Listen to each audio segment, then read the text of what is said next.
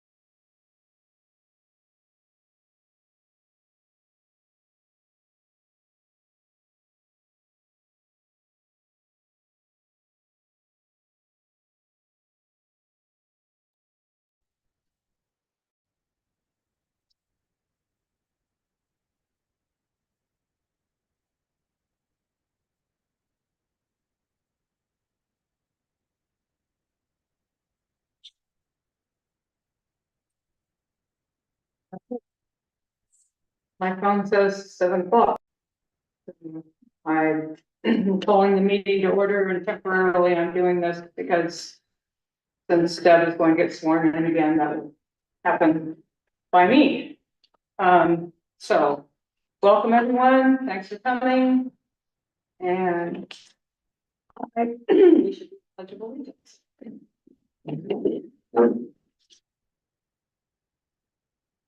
I pledge allegiance to the flag of the United States of America, to the republic which stands one nation under God, indivisible.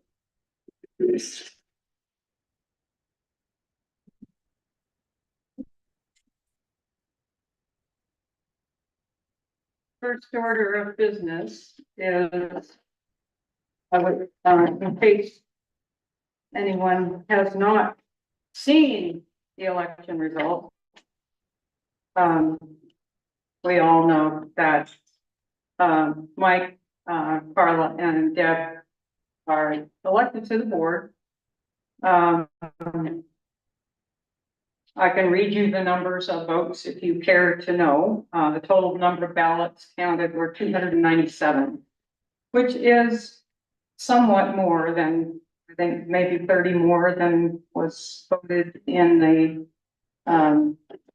2020 23 election, no, 2020, or 2022 election. Yes, I do, but you do read the numbers. Okay. I can do that. So in order as they were listed, Niffy Ovawaree, 85.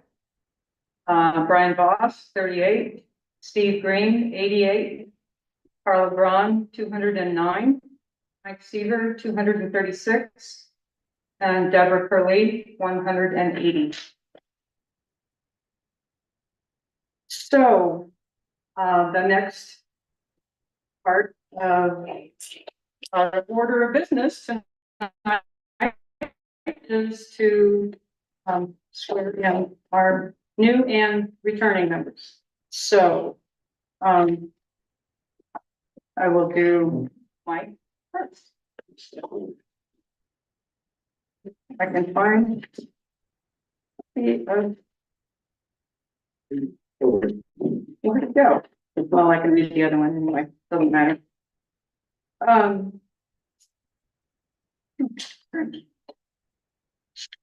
So,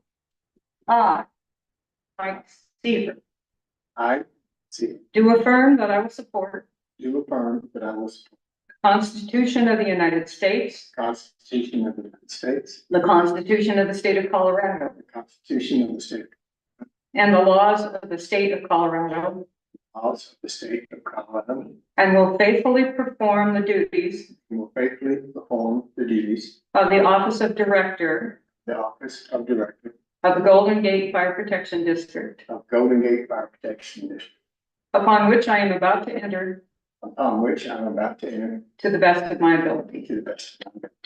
Congratulations. Thank you.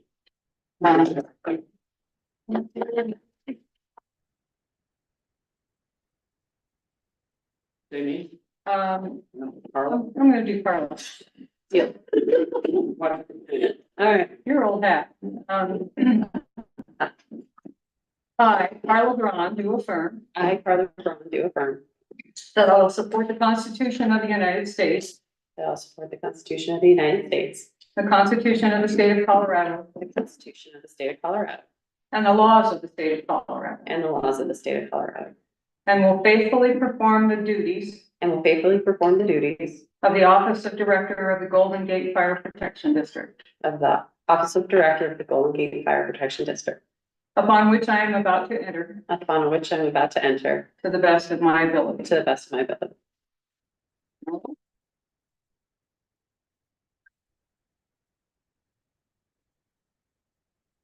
And the lead. I, Deborah Curley, I, Deborah Curley, do affirm that I will support do affirm that I will support the Constitution of the United States, the Constitution of the United States, the Constitution of the State of Colorado, the Constitution of the State of Colorado, and the laws of the State of Colorado, and the laws of the State of Colorado, and will faithfully perform the duties and will faithfully perform the duties of the Office of Director of the Golden Gate Fire Protection of District, the Office of Director of the Golden Gate Fire Protection District, upon which I am about to enter upon which I am about to enter to the best of my ability. to the best of my ability.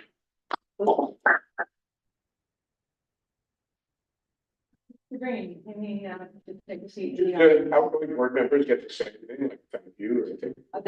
That is the next item of business, and I would like to actually express my great appreciation to Mr. Green and to Niffy Ovawaree for serving on the board for the last 3 years, yes.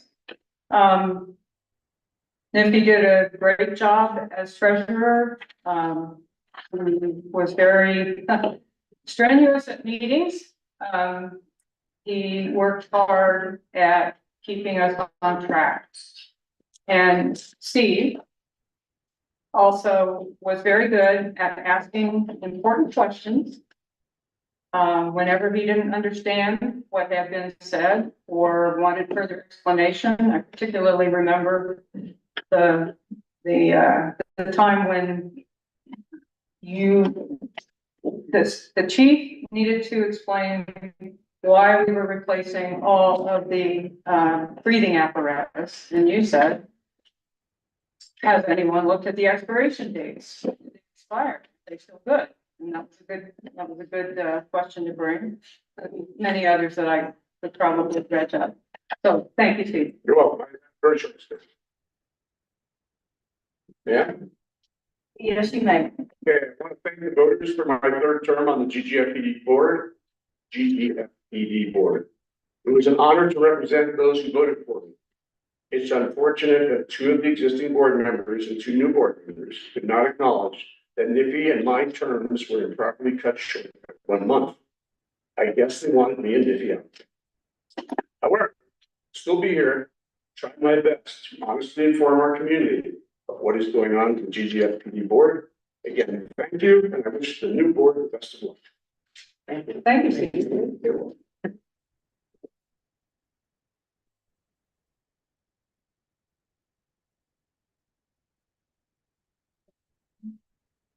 Yeah.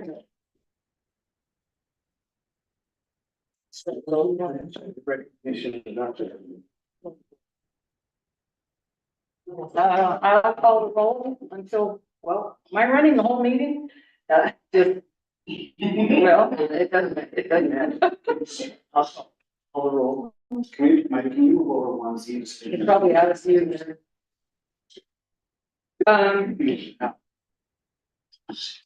Okay, I will call the roll. Mike Seaver. Here, Jeff Hurley. Here. Dave Primer. Here. Carl Ron. Here. Here. And additions and deletions to the agenda. I have a couple, well, one really, given that I'm going to be running the meeting for a while. And that is, I will be running the meeting for a while. The other is that, on the audit exemption, item 7.3, it will not be up to Mike Seaver to present the information on that. I will do it, but he and Deb will certainly chime in as appropriate. So we'll get to that when we get to it. Are there any other additions or deletions to the agenda? Nope. Okay. All right. Are there any conflicts of interest of the board related to any of the agenda items? No. Okay.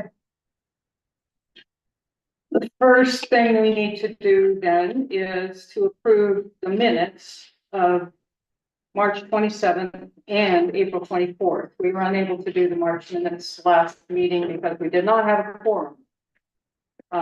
So I'd like to hear a motion for approval of the March 27th meeting minutes. I'll move approval. I'll second. Okay. All in favor? Aye. Opposed? Okay. And moving on then, I would ask for a motion to approve the April 24th minutes, which were very curtailed because there was no quorum.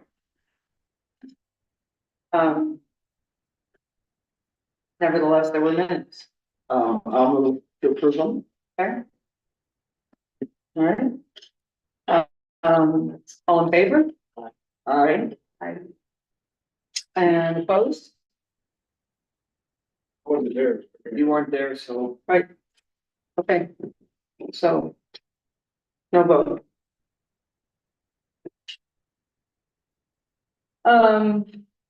The next item is the treasurer's report. And I guess I'm doing that too, since he isn't here, so. I did bring a copy of the balance sheet and the transaction list, and I assume that the board members, have had a chance to look at that information because it was posted on our website. We currently have $438,222 in our account. There are no unusual expenses. All of the, I need to explain one thing. If you look at the if anybody has a copy of the transaction list.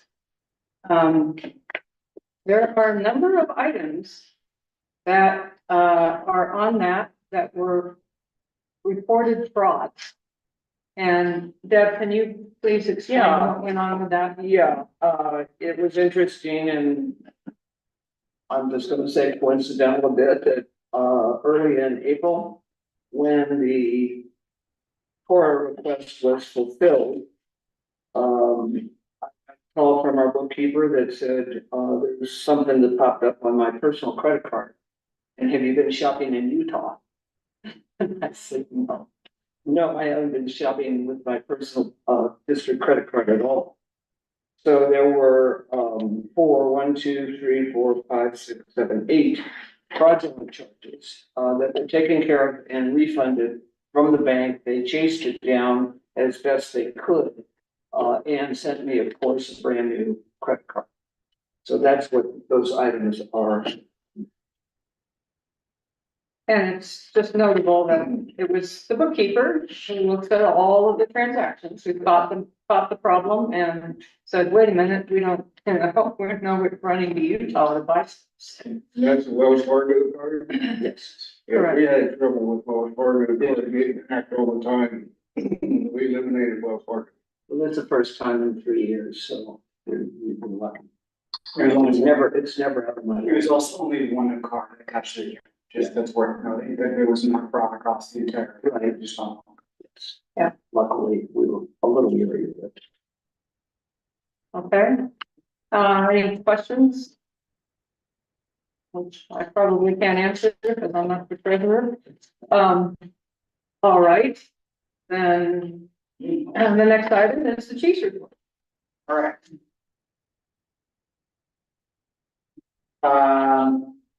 So we'll go through the report and we will, there is a action item within the report, which we'll do at the end, which is the spending authorization request.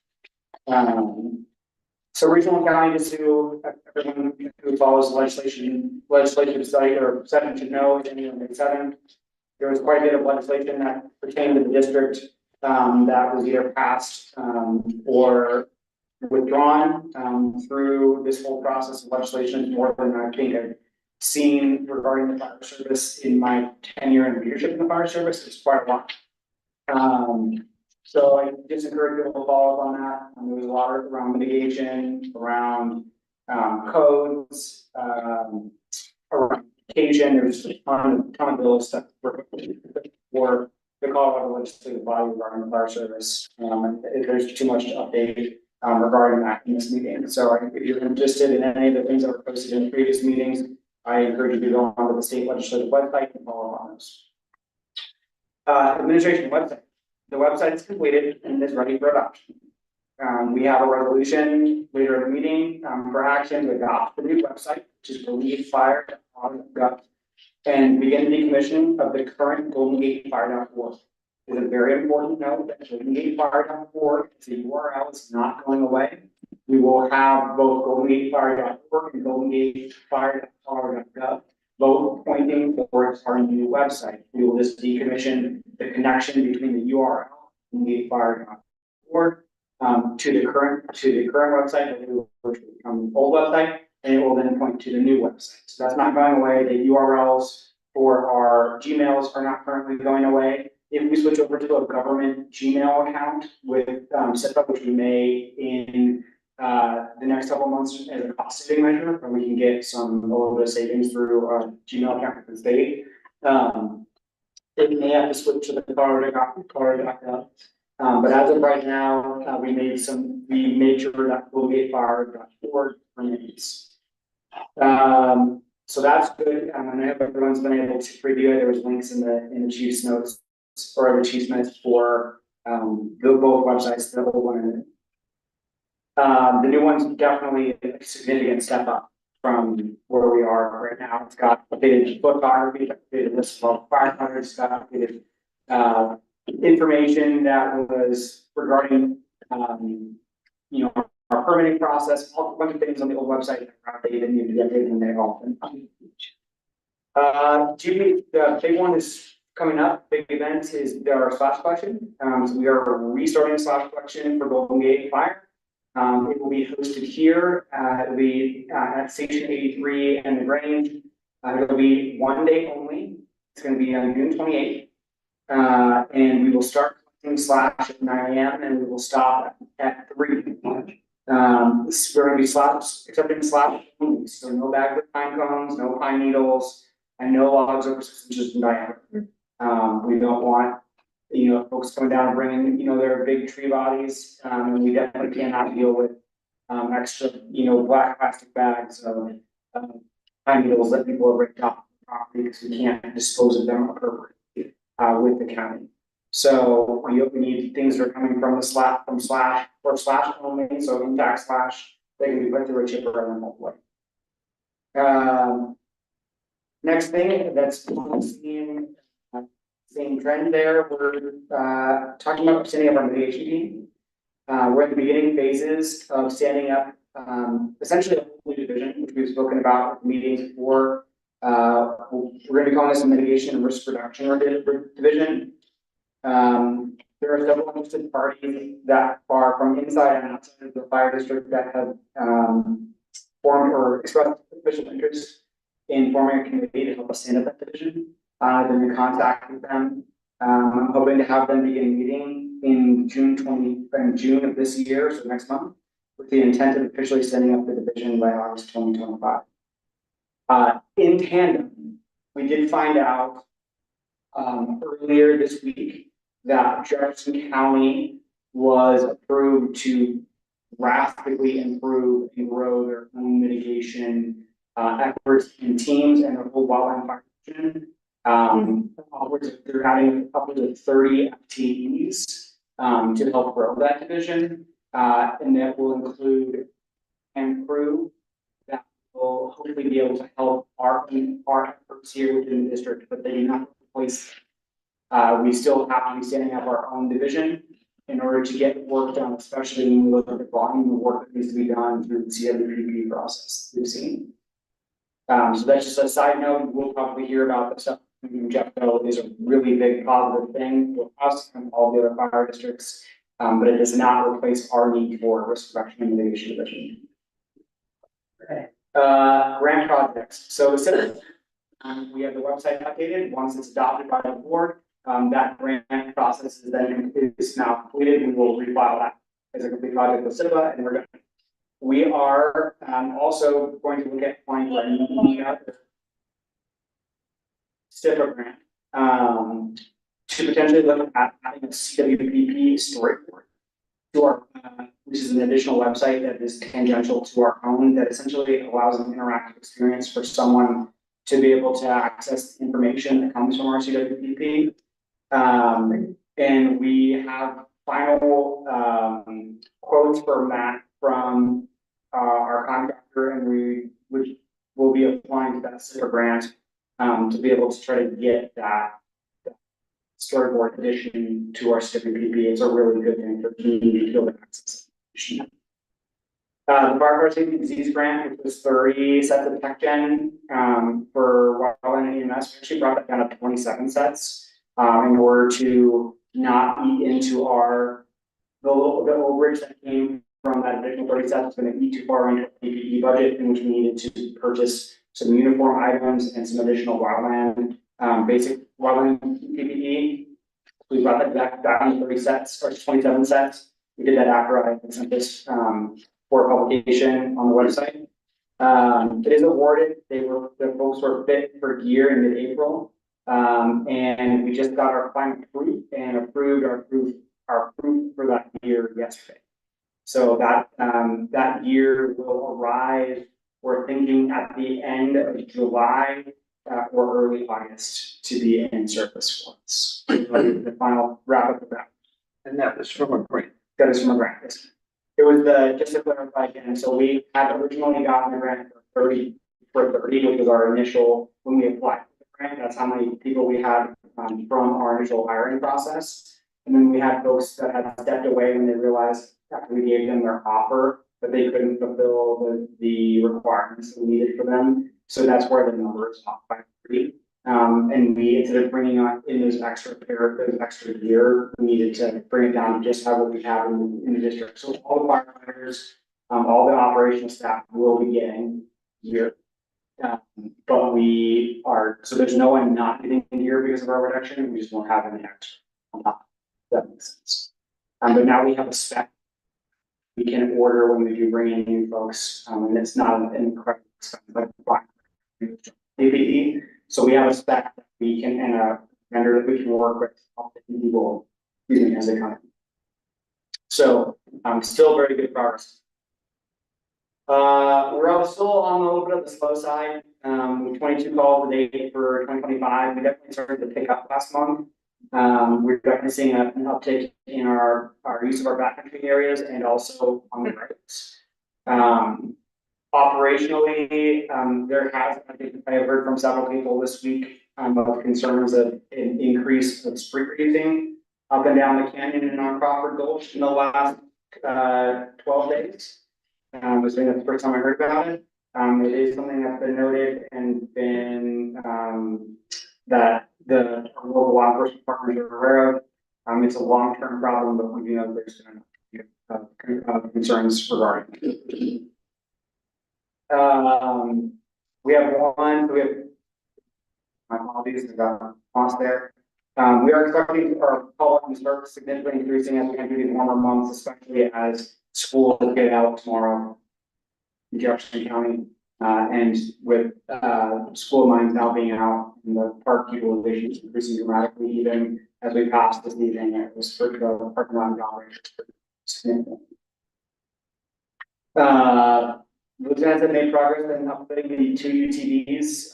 The fabricator is taking measurements and we're waiting for a final quote for him. Once they're installed, we can finally install the light package and then they will officially go into service.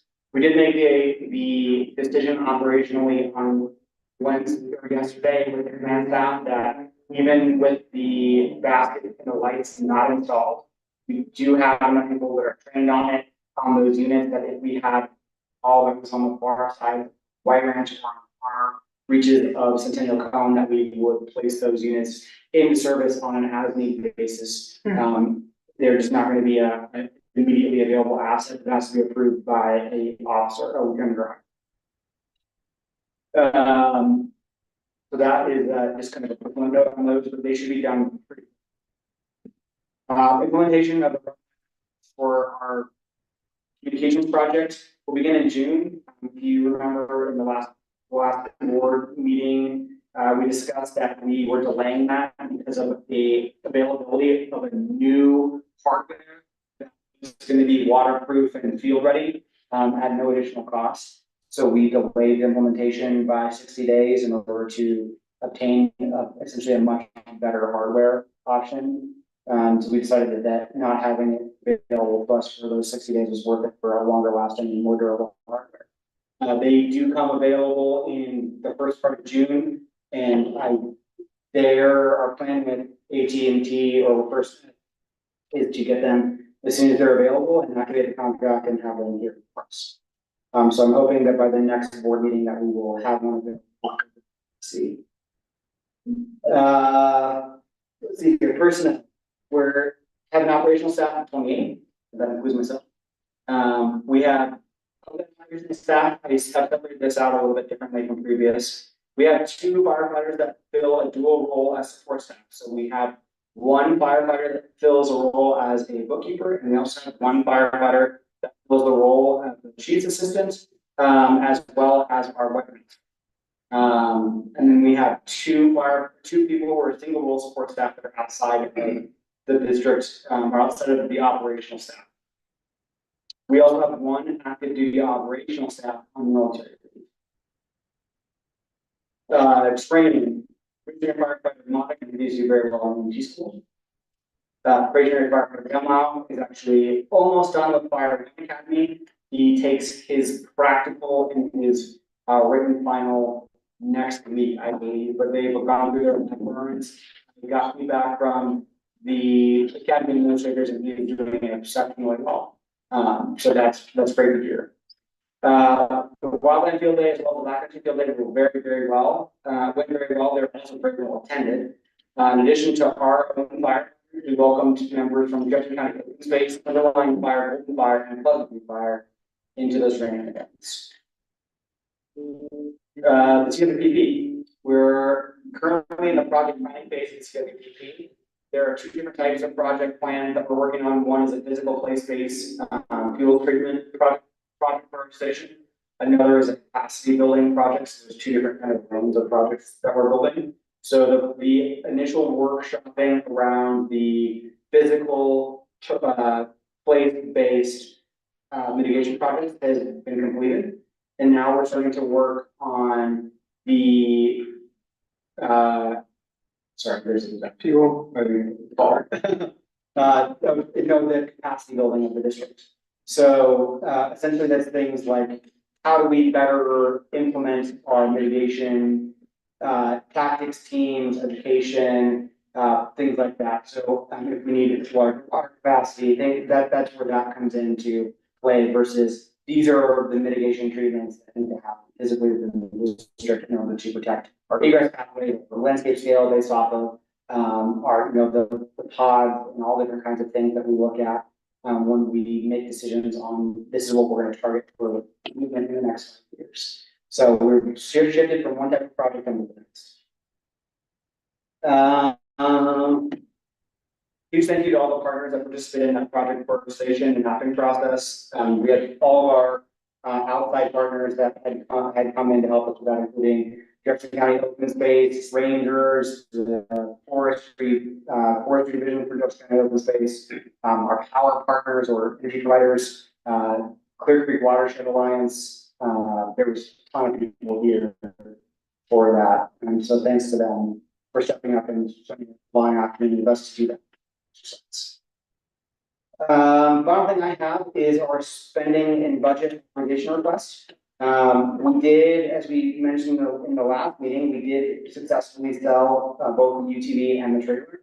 One update is that the trailer initial highest bidder ended up being communicated with the fire district after we let them know that they had won the bid. So we go to our second place bidder, which decreased the bid on that trailer by just $25.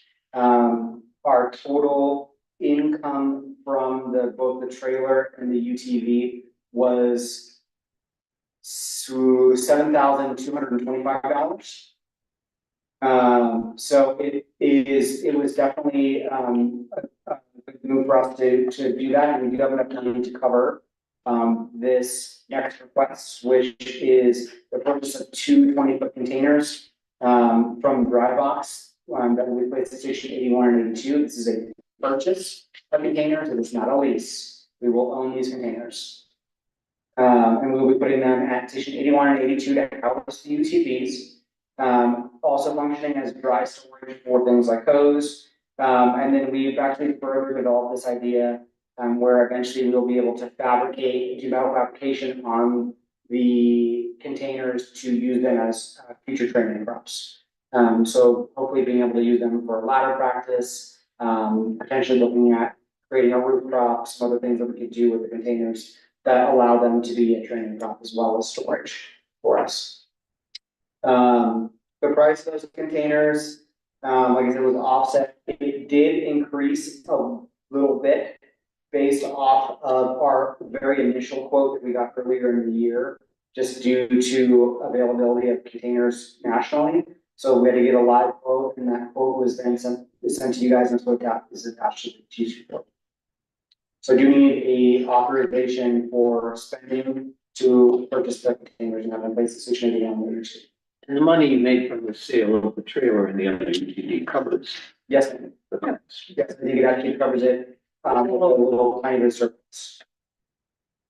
I think we should go ahead and discuss if need be and vote on approving the authorization. Does anyone have any comments on what the chief would like to do? Assuming that you'll be able to take a look at these containers before they're received. Yeah, and they're coming from Those seals are good, because they're obviously used they're coming also coming from we're going with a reputable, very reputable dealer, which is Drybox, they're a very high volume, container dealer in Denver. That can, and they're not gonna give us something that's of bad quality in the first place. But yes, we have to accept them when they arrive. We have to sign for them, so we will inspect them. Will there be any cost for placement, as in, like, do you have to grade a flat spot? So we have the two spots that we have going right now. We believe that they're flat enough for the connexes as they sit. We may have to do a little bit of work in putting them up on potentially railroad ties, Right. to keep them off the ground. One thing we don't want to do, or we want to avoid, is having a significant lip that would have us require us to build a ramp Right. or to get the UTVs in and out. Yeah. But we probably will place them on something like a railroad to keep them off. Or to have a little bit more of a level spot. So it is a very minor. We're not looking at grading and then, putting down the concrete. That all being done before. Carla, I can't hear you. Oh, I'm sorry, is that all being done before? We will probably do it after. I spoke to our rep at Drybox about what it takes to move them after they're around. So with a tractor or a small skid steer, which we have access to through the firefighters, we would be able to manipulate and move the containers as needed to put them exactly. That's a good question though, because if we didn't have that ability, it would be. Any more discussion? You know, your quotes, that includes the delivery? Yes. This is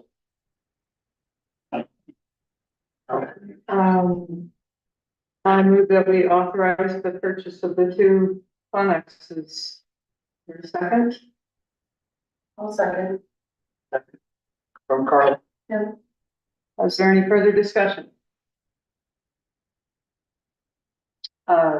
Then I call the vote. All in favor, aye,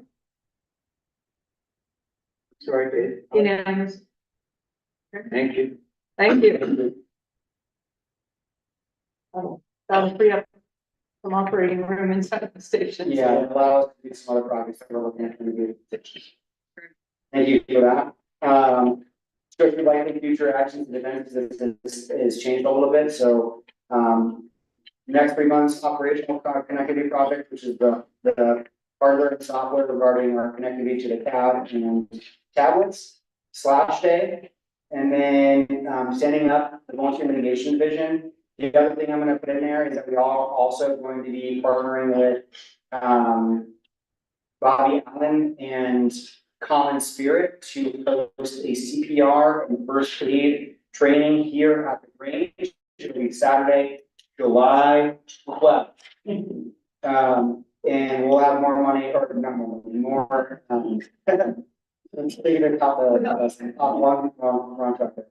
We'll have more information regarding that, upcoming, but July 12th is the day that we're on. 6 month horizon is the updates for Station 82, Station 83.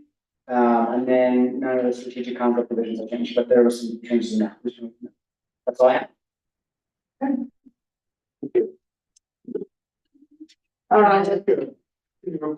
Chief, this is just to see, I think it'd be of interest to the community. Concerning the Jeffco, being approved to set up a mitigation team, 30 full-time employees. Are you familiar with their purpose of that? Is that going to be primarily to work with public lands or county-owned lands, or will they be available to assist with private? And if so, is there a fee involved? So no, there will not be, and that's actually a very good question, and I'm actually gonna dive a little bit off of that, just to clarify some questions we've been receiving regarding our own mitigation, division stand-up. The county's mitigation efforts are currently not set up, for private work. Most public entities, with some exceptions, are working on mitigation projects that are designated for collective use. or public use. So that includes large landscape scale projects. It includes roadway clearing, egress protection, a lot of those projects. So that's the same thing that we're gonna be doing for Golden Gate's risk reduction division. We will look at eventually trying to do home assessments for people, but not mitigation project completion. So the project completion that Golden Gate Fires Mitigation Division will be completing will also be common good projects like roadway egress protection clearing, roadside clearing, larger landscape scale projects. Not directly doing work on individual homeowner properties for defensive space. Okay, thank you. If there's nothing further, then we'll move on to community reports. Barry, you're the only one. Yeah. Team is out of town, so we'll report to the auxiliary, looking forward to still supporting the firefighters with the slash event, the future open house event that we are having, Chief. That is on June 26th, we are having a little open house, 81. Do we keep from the time 5 to 6 on that sheet, 5 to 6, 6:30? And then 7 o'clock will be hopefully, we will talk to the board about that, I think. We're doing the board meeting there, right? Do you mind if I jump in with you? Please. Yes. The intention is, we've had an intention of holding an open house event at Station 81 since the remodel. We would like to combine an open house with the board meeting in June at Station 81. So it would be an open house available to open to the community from 5 to 6:30 with a board meeting to start. And the board meeting will be held in the. So it'll be a little bit different than what we've experienced at 81.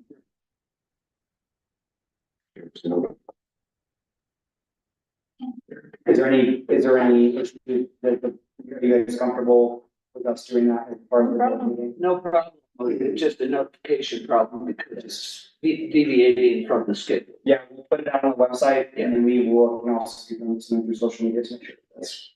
I think we also have to post it at the Grange and notify, we have to notify the county, I think. You might have to, Yeah. and then, continuing with the, reminder of the big one, September 20th, we're going to have 2 big planning meetings, you'll be notified through the email on that, and then on to Grange, we had a successful hydration event again, about 70 cases of water and, Gatorade type products, that we'll be distributing to all 3 stations and 2 stations in the Grange. We're looking forward to doing the slash on June 28th, it's around the corner. And grateful to the chief, reached out to him and collaborating with the CPR class on July 12th. But we're glad that's, and that's all I have to report. And, the auxiliary. Okay. Oh, Yeah. I got it. We're doing good. Okay, well, okay, then the Grange. Yeah, and I got a branch. Oh, The CPR collaboration slash. okay, Yeah, yeah. they're all combined, so Yeah. they kind of ran into each other. Okay. As far as I know, there was no old business to take care of. Did anybody come up with anything in the interim? No? Then we will move on to the first item of new business, which is the election of officers for the board. We need to elect a new president, a vice president, a treasurer, and a secretary. So I will open the nominations for president. I'd like to be first. Okay, there's a nomination. Is there a second for Dave's nomination?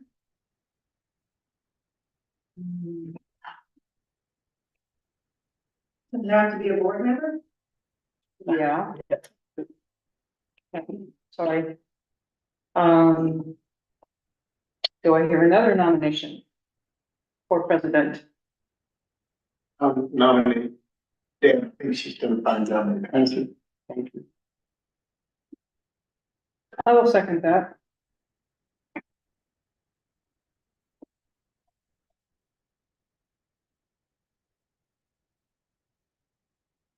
Are there any other nominations? In that case, let's have a vote. All in favor of Deb Curley as president? Nay.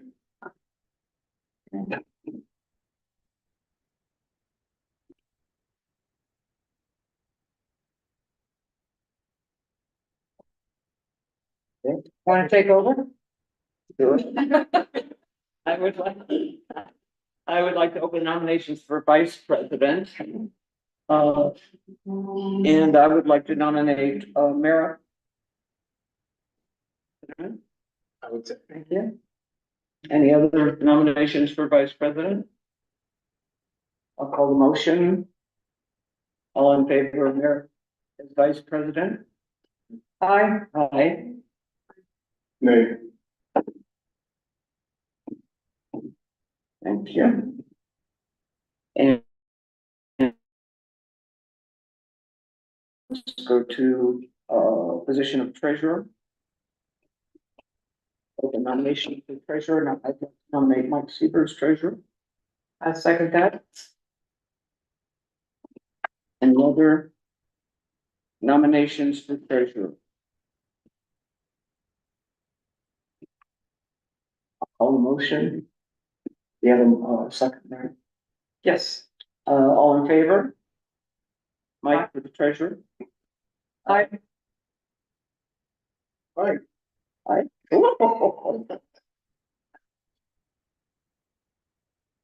Okay, and, open nominations for secretary. I would like to nominate Carla. Thank you.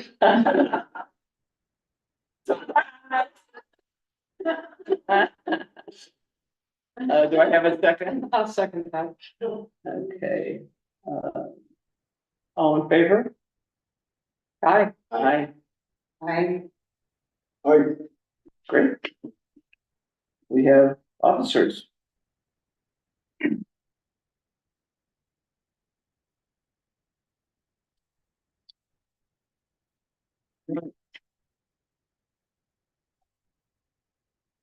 We have a resolution that was distributed and on the website for let's see it. Authorizing and activating the new website. It Glad you was. have a copy because I can't find mine. Do you need to read it? Want to read it? Sure, read it. Me? I can read it. You read it. Okay. Resolution 2025-22 dash, oh, that should be 0501, not just 01, and I changed it. And it did get reposted on the website, it's just not correct right here. So, and I'll leave out the boilerplate, which is always the same in the first paragraph about the Golden Gate Fire Protection District. Whereas the state of Colorado has agreed to host the district website, the website has been revised, updated, and reviewed, and most previous information has been transferred to the new website. Now therefore be it resolved by the Board of Directors that the new website is hereby adopted and will be hosted at the following URL. Home, well, basically, if you click on that, you'll get the actual URL, but printed here, it says Home Golden Gate Fire. Effective June 1, 2025, and the old website posted at Main Golden Gate Fire will be deactivated. It'll still be there, we won't be adding to it. That's what that means. So, that's the gist of the resolution. I move that we adopt the resolution. Second. Second.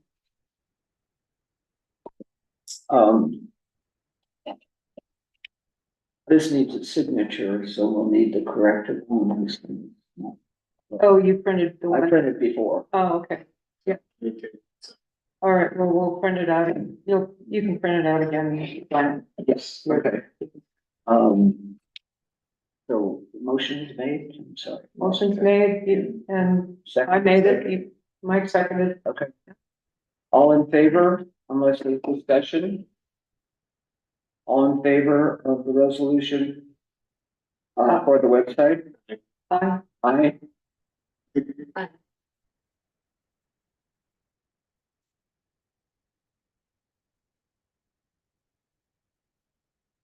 Thank you.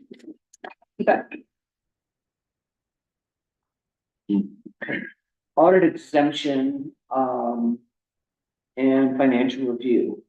And Mara is gonna step up for this. Right. So previous meetings, going back to February, we discussed the fact that the board had been promising to have an audit conducted rather than doing an audit exemption this year. In part, that was to make sure that everybody could see that all of the bookkeeping was open and transparent and try to quiet some of the noise that was going on about the accounting. However, so this dragged on for 2 more meetings. It did not get finalized.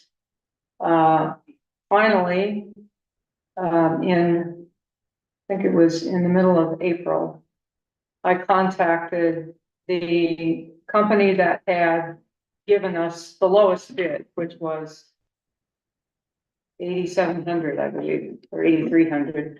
Anyway, Logan Thompson and Johnson. Our contact there that I had been speaking with was Pauline Davis. And I reached out to her and said, hey, is the quote that you gave us still good? Can we push this forward now? She said, yes, absolutely. We've been waiting to hear from you. And I said, great. We need to, have a list of everything you need to have from us. And what is your deadline for getting all of our information? And this was actually right before the CWPP meeting, so it's kind of late-ish April. And she said May 15th. And we all said, huh, okay. But then she sent the list of stuff that had to get done by May 15th. It ran to, if you print out the long form, something like 70 pages or 70 separate questions that had to be answered, not counting, and that included copies of the financial reports, copies of the transaction lists, all the credit card statements, all the bank statements, but that wasn't all, it was a whole lot of things that really weren't very relevant to us. But it's what the state requires as a governmental audit. And we kind of all had heart seizures, because basically at that point we had 10 days.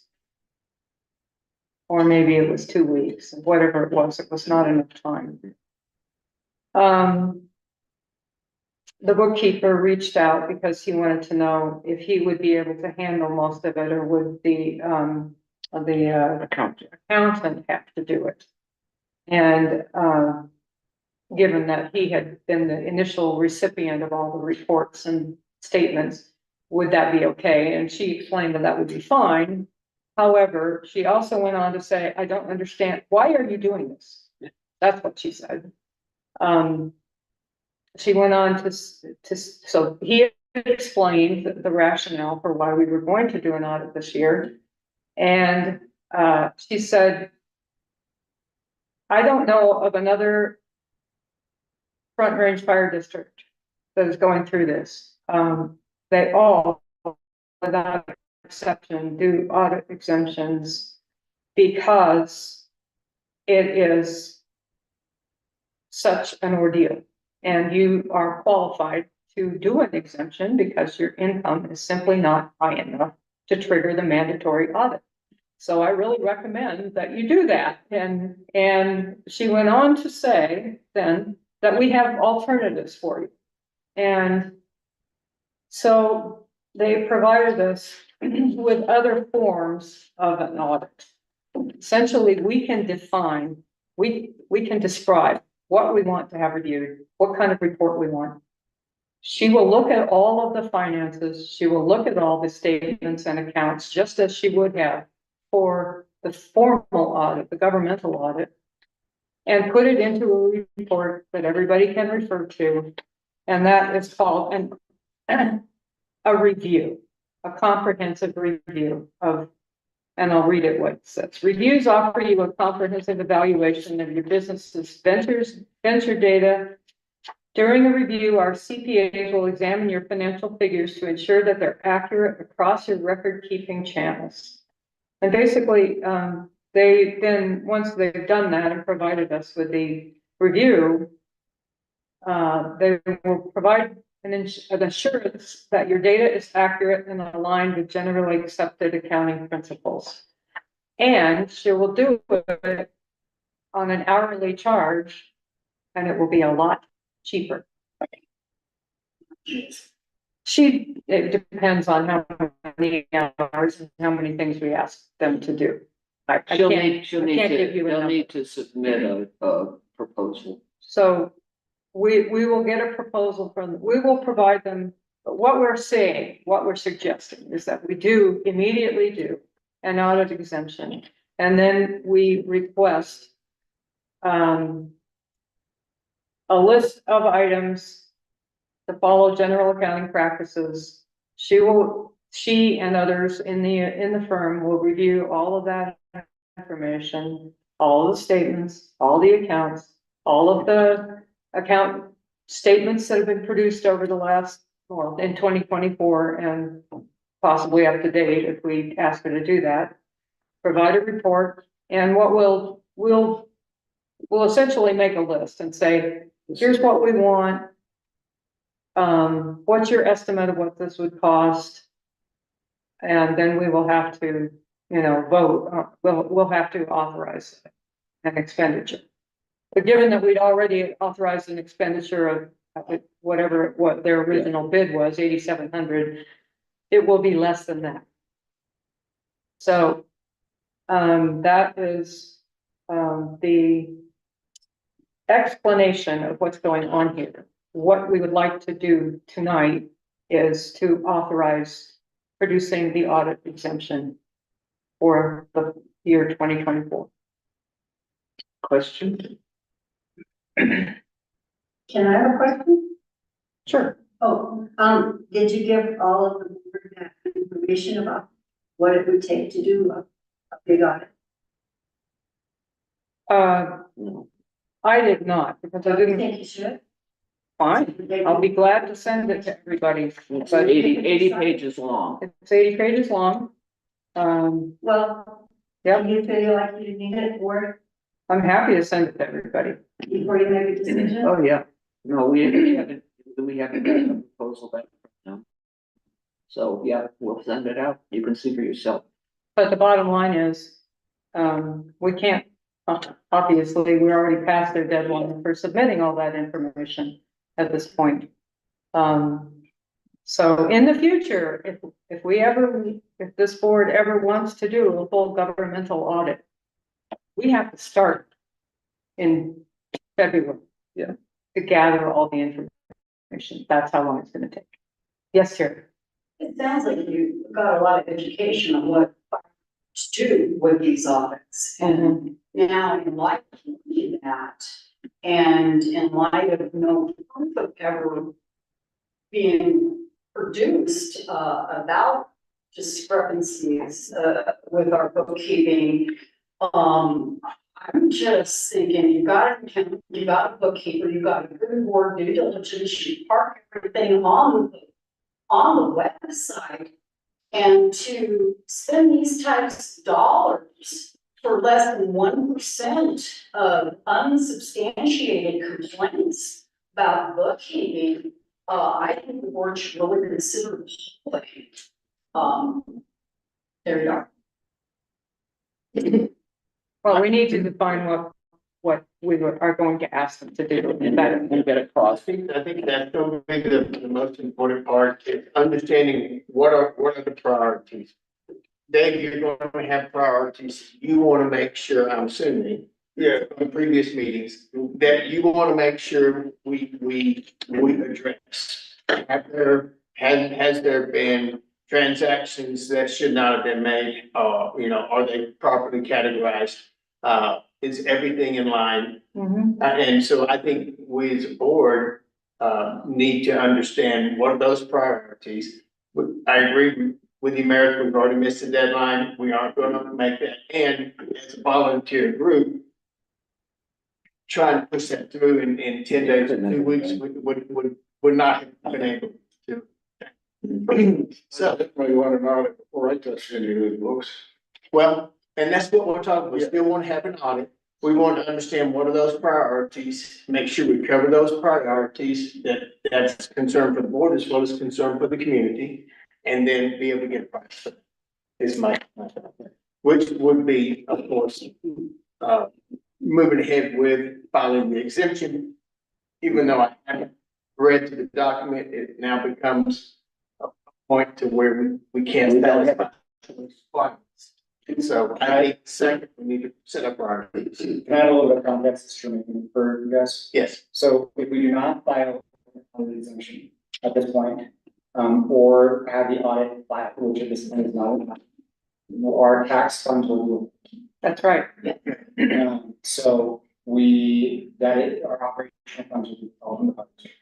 The threshold for, just for everyone's application, the threshold for government audit for a special district is roughly 3 times our entire tax flow comes to this. There's quite a bit, it's not even close to where we are. And I feel like, so last I knew, I think it's $750,000. That's right. So it's quite a bit more than our annual budget. So just keeping that in the realm of understanding is not even close to that of an audit. An audit meaning a government. Not an internal the state file audit, which is required. You either have to file the exemption or you have to file the audit in order to receive tax funds. They get it by the end or by June 1st. You know, The deadline for the state audit is the end of July, where the end of July when it's filed. when it's filed. Correct. Right. Okay, I'm looking, more discussion, or I'm gonna look for a motion in favor of the audit exemption. I'll make a motion to file the audit. Exemption. Second? Are you saying second? Or you're asking for I'm one? asking. I second. All in favor? Aye. Aye. Right, all right.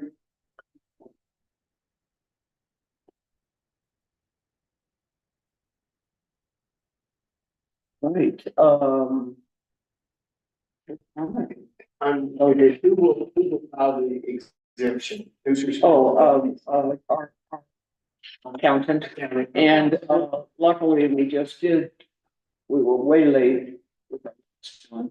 It won't be that hard to pull together because they just did one.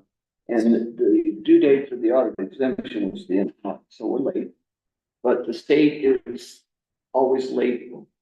And The state is very forgiving because they're always late. they're always late, so I'm not worried, but we'll get the accountant and a bookkeeper and you, Okay, our new treasurer, on it right away. okay. There's lots of forms. Yeah. Okay. Public comment? I guess can I ask a follow-up question I'm to the decision? So now that we've approved the audit exemption, do we need to outline next steps for moving forward with whatever we're going to propose to the organization? Well, I think that that Mike could Mike, reach out can you to- start the list? I can certainly start a list. Start a list and we'll get approval. Get from the input. board of the list of what we're gonna ask. Yeah, and get input from anyone who wants to have input. Dave, if you've got specific things What that you we're want requesting her to to do. look at. Okay. Um, I'll put together a list, I'll circulate with the board members. It'll be requesting, what are your priorities, what are the outcomes that you want to see in this audit? Because that's going to determine the type of audit we're going to be asking for. And then we can put together a proposal, once we get that put together, I can work on a proposal, get it to, this form or circulate it among others if that's what we need to do. To get 3 bids or whatever. But if we're already Yeah, used yeah. then I'm fine with it. Working with this company and. I think we should, yeah.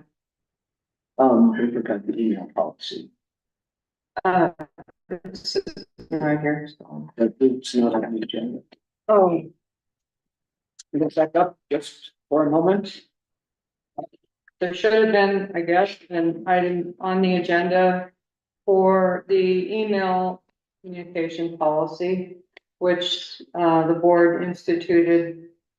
Well, it was updated in March of 2023, and, all board members have to sign it. I guess you don't have to re-sign it. You signed it once already, but the 2 new ones need to sign the communication policy and. Set that requirement. Forma, but you know, Yeah. see what you're agreeing to. Yeah. Yeah, interboard communication is confidential. And, by signing this policy, it's agreed that there will be board communications will be strictly board. And by board email And by, or one-to-one phone, Yeah. that's not forbidden, yeah.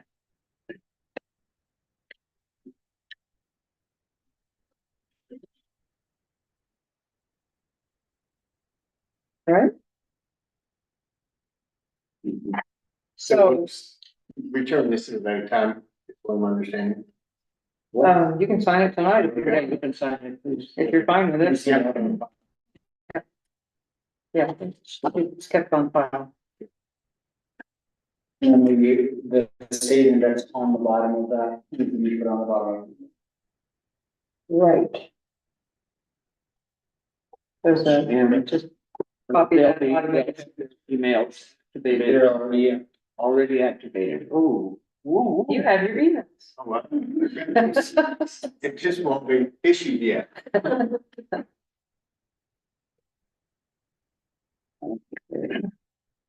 On to public comment. Sorry, just one other thing that I apologize, that we should have discussed during the website. I'm gonna do a sheet for the board regarding, in a statement regarding postings on the website and, ADA compliance. Due to ADA compliance regulations that are going to affect on July 1st, which we're going to be, when we move to the new website, we need to use those compliance. We have to change the format of things that are posted. We will no longer be able to post PDFs, because they're not compatible with screen readers. And with that means that we will also going to be unable to post our financial reports as they are posted now. We have 2 options, one of which is having our or somewhat similar budget versus actuals and district balance sheets that would have to be reproduced into an alternative file form that would not be, would be editable on download by anyone. Which would be essentially like an Excel. Be run by a student. The other option is to produce, have the treasurer and the secretary work together to produce a narrative version of a financial report that can also then be read by a screen reader and to make sure we can stay in compliance with the ADA. So we just, essentially anything that we post for board meeting minutes moving forward, anything that's in a table form that is currently produced and downloaded in a non-editable PDF, it's no longer. So we do need direction as far as how, the board would like those documents produced and or. Well, I We have a don't have to question. decide that tonight, do we, or do we? Because everyone went to the new website for June, I do need direction. I have. Okay, this is perturbing because if it's not a PDF, then it's editable by anybody. You could go in and change the numbers. You could go in and let's see, let me understand. So when the minutes and or the agenda filed, will they be in document They form can then? either be posted directly as a web page. Web page? It's an individualized web page with the information on it within the website, or they can be posted in a doc form that is not PDF.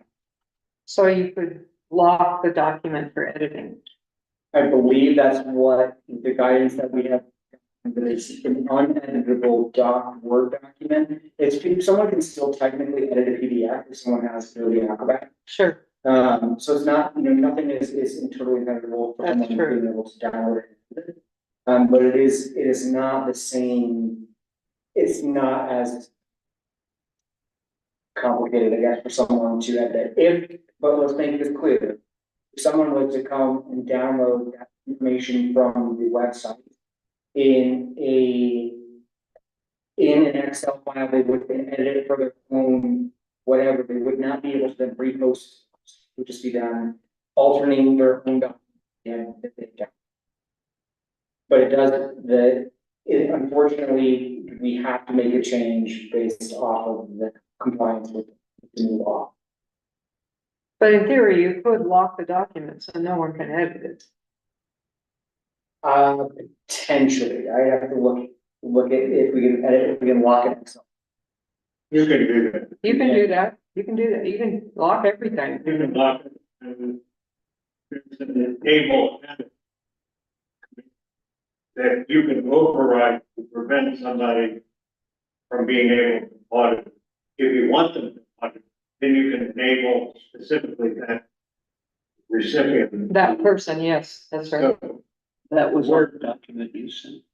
It had at the top, enable, editing or disable editing. Which I couldn't. I think when Drew was working on how we do that, was maybe why that. We just need the most important decision that gets made is if we want to have the financial information not in a table form, but into a narrative form, or if we want to retain table form reported on the website. Is a table, so we could post the transaction list as an Excel file? Technically, then a screen reader can read an Excel file by steps.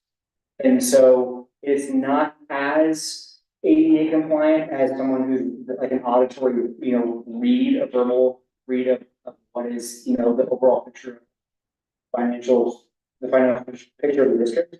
But essentially, the way that I understand it is that a screen reader can say, in this row, in this column, this is the number. And that technically, it can meet ADA compliance. It could be challenged, but it is better than a completely unreadable PDF. It's possible though to make copies of the actual financial. So that would be the alternative. Have them available. Yeah, the other alternative is that if we want to go with the narrative form of financial reporting, we could have physical copies available of the like the balance sheets, the budget versus actual transaction lists. But they just can't be posted onto the website. We have that set up as the non-compliant forms, could they be set up as a link? Click this link and it will take you to that table form. And also have a brief narrative of, which would be kind of a cliff notes of the full. My understanding is that a publication, official publication from the fire district on any kind of website has to be fully in compliance with ADA as of July first. So even if it's a link, that everything within that link, that if it's produced by the fire district, has to be ADA compliant. That correlation there, yes. Okay, so that has to be ADA compliant. Yeah. It is the alternative, it's kind of in the same realm of what we're talking about, instead of having print out versions of it, if we were to send, we could send the packet to our mailing list. Yep. And therefore it could be distributed in that method, but if you're posting it to be available 24/7, 365 on any kind of government website, it has to be 100% compliant, whether it's one page or the other. Well, we just printed it out in the meeting. Where anybody comes to the meeting, they can pick it up and look at it. And then you think Don't have to print it and bring it to the meeting. and then have some kind of narrative. I don't know, if it's up to you guys, if you guys think that it's important to have some kind of overall financial statement. I think as a public entity, I think in public facing, I think it's very important that the community has the opportunity to go to the website and see the report. So I'm disappointed we can't do it in a Excel type spreadsheet, because that's what everyone's accustomed to looking at. However, I think we can be creative, and so I think David got a good point. I think we should have copies of them here, and find a way to make those available with the full reports to the community members that want to be able to see them. And I don't know all the rules of the ADA.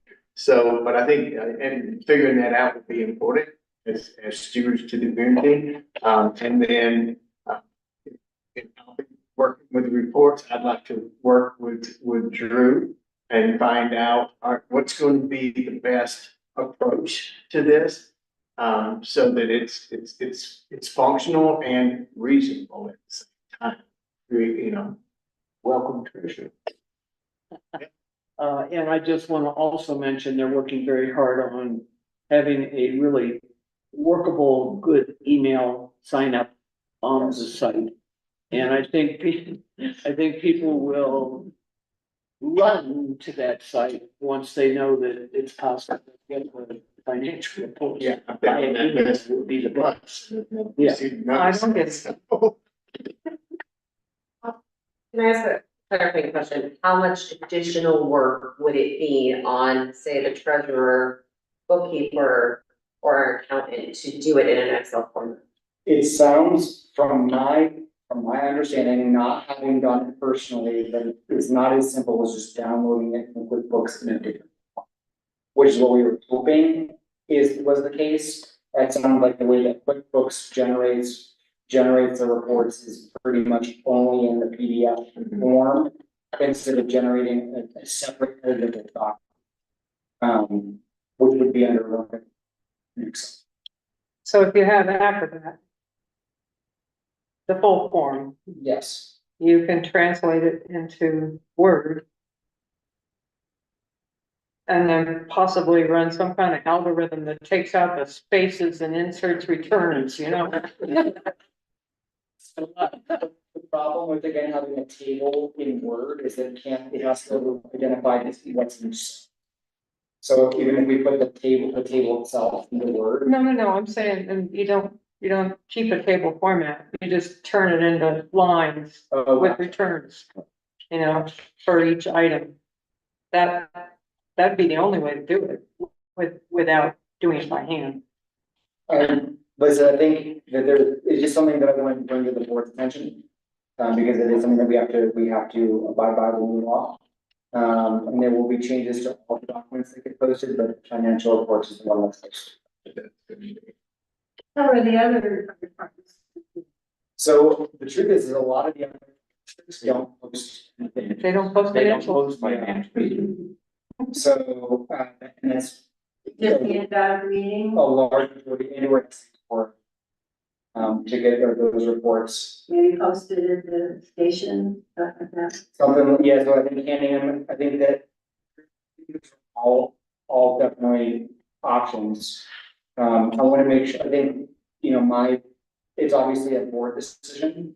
I like the idea of having that transparency and, you know, when we can, I also like the idea of making sure that if someone wants just an overall, like, quick understanding of where we are budgetarily, how much we've spent, how much we have in our reserves, and being able to go to like a quick narrative document of that every month is something that is easily obtainable, not somebody who just needs the assistance of ADA compliance, but even just a general citizen, that could be helpful.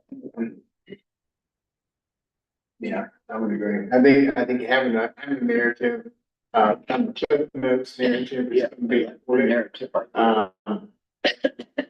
You know, understanding. And of course,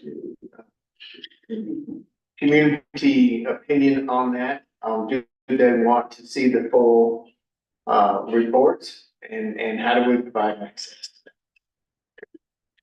But having a clip notes narrative, just like a treasurer's report, basically, would be easy to put together.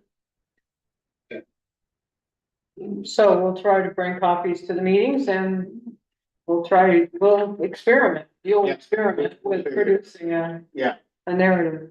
And But- see what works. So I think the other question becomes though, that affects every documentation for the last 2 years that are currently living on the new website because they're all in table format. So if we're making a decision that we are removing tables, the direction will be that we are removing tables from historical, it will no longer be on the website for the last 2 years. You'll have them available, but they'll be, but they'll, archives are no longer available on the website. Right. We will have them, and they would have to be requested. Core, if you wanna see them, Correct. unfortunately. Yeah, it is It's so important side effect of this legislation. Did the website designer already do, none of the financials have been posted on the new website? This is all right. Because this is the last, this is the last question that we needed to answer. And it wasn't required for us to post the new website. Questions? I guess I'd be curious if there's a community comment about financial. Yeah. What was that? If there's any community comment about financial, Well, community, like feedback. it's now time for community anyway, Yeah, right? Public comment. no, yeah, public comment. I think to Mike's question about how imperative it is to get that information to other people in the community. Look how many people are here tonight. Yeah. And this is pretty much normal. The people that really want the information We wanna work on that, should be, we're gonna work on that. and I don't think anything should be different. But or should be standing on their head to get everybody numbers. This needs to be available to those people that want to see it. Anybody else? Our next regular board meeting is June 26th, and that will be, at Station 81, for Do you those of need to you. look for that? You can just. We can just do it, we'll have to notify county. Yeah. I have that. Seventh regular time. Yeah, the board meeting will be at 7, but the open house will be at 5-ish. Yes, fine. And there'll be food? They're gonna be just snacks. Cookies, Yeah, Yeah. cookies, snacks. Okay, coffee. an opportunity to see Station 81 renovation is, Gotta see it. It's The drive gorgeous. so I'll entertain a motion for adjournment. I move we adjourn. Second. All in favor? Aye. Thank you, guys, and welcome you board.